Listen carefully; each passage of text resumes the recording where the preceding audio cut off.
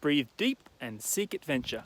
For today's adventure, we will be exploring historic Hillgrove. Last week, we went to the Blue Hole and we explored the hydroelectric scheme.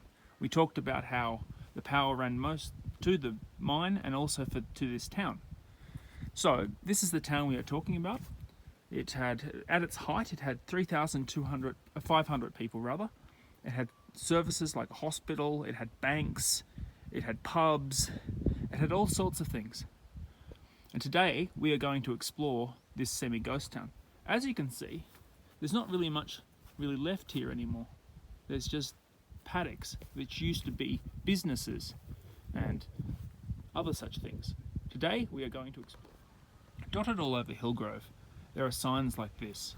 Now this sign, as you can see, says, if you wanted to pause it, it had bands and it had an athletics club and a bicycle racing group and cricket, football. They even had a golf course and gymnastics. People played tennis. This whole area here, this large open part, was a recreational ground. It also had a grandstand at one point in time and all sorts of other doodle. The wonderful thing about Hillgrove is they've preserved what was at where it was. So they have things like this, like Salvation Army Hall. If you want to read it, just pause and watch. Now it's a dam. Another one of those signs I was talking about. The place that I'm standing right now is on this street here. You can see how densely populated it once was.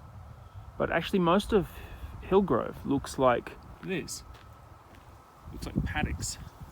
There are a few houses around still that people live in, but it's not as densely it was 3,500 people living here and now there's 95.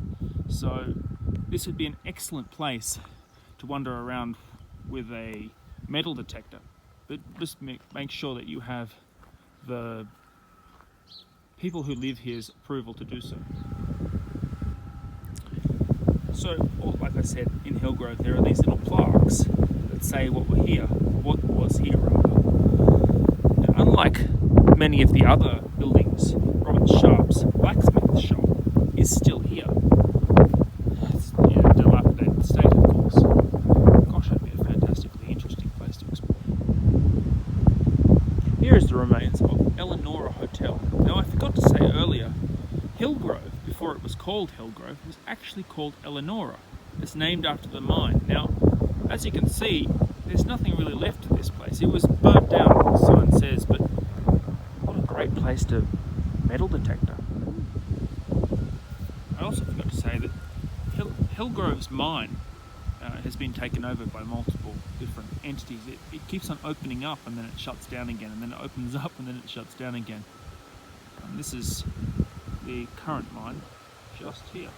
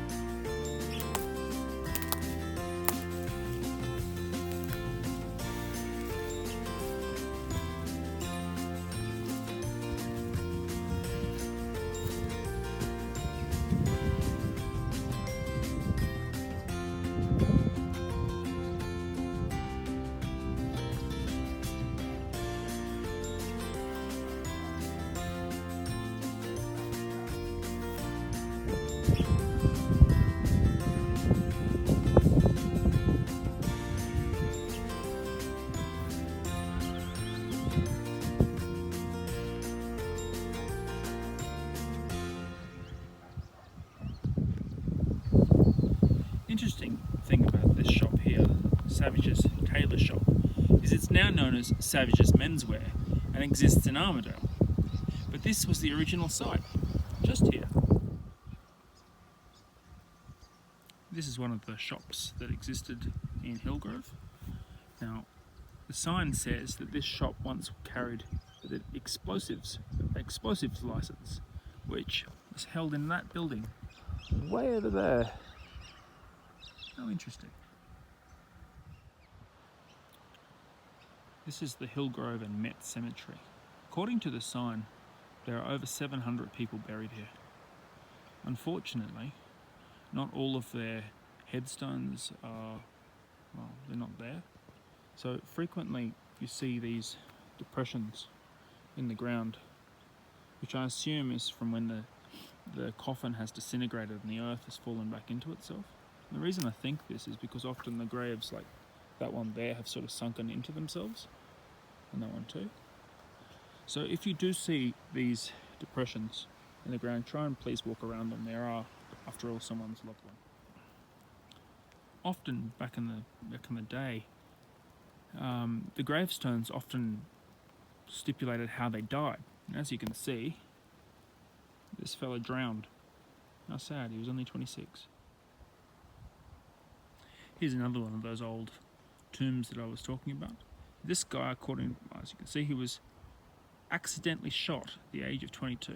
How sad. With this graveyard, because it's so exposed, unfortunately rabbits have been digging into the tombs. So if you do end up finding a bone here, treat it with respect, as it could unfortunately possibly be human. On the way across to from Hillgrove to Metz, you come across this little fall. It's called Baker's Creek Falls. Now, off to Metz. What we're currently looking at is the old tramway. We are currently in Metz, or West Hillgrove, as it is also known. And here we have the mine. The current mine, I believe, is about there, or there's heaps of mine workings down there. I'm not exactly sure because I've never been in it.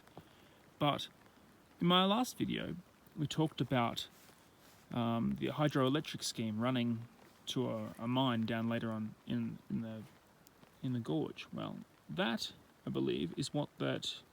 I believe this is the old mine. You see the chimney and all the tin lying around.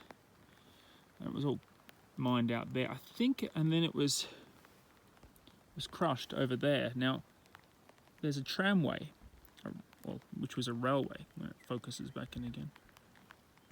As you can see, there's a line that goes all the way up there. Focus in, focus out, there we are. That was a railway that ran all the way back to Hillgrove. It had an engine up there, and the trucks would come down here, all the way down, which they'd fill with what they'd mined out, and they'd drag it all the way back up again. I believe several men were killed at one point in time when one of the trucks snapped off, and you can imagine how fast it would go if it was flying down here and killed a whole heap of people. Yeah. This is all that's left of Metz, or what is known as West Hillgrove. See, there's ruins even all the way over there and across here. It's too much rain, you probably can't see it. Anywho, it's an amazing thought, isn't it? What will be left of what our home is in? What will be left when we're in 200 years? Will people look at our houses and say, "Oh, isn't this amazing? This used to be here," or "There used to be a humongous town where we lived." It's food for thought. This old dilapidated house would have been somebody's pride and joy at one point in time. They would have bought it believing that it would have appreciated in value. Maybe it did, maybe it didn't. We will never know. Food for thought. What about this old dilapidated house? What's left of it? People come home from a school bus run to run home to this house.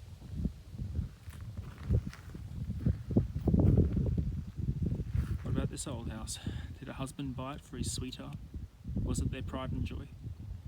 Who knows? It's amazing, isn't it? When we buy our house, we focus on paying it off and believing it's going to appreciate in value. These people probably believe the same. Now it's just a shack in a paddock falling apart.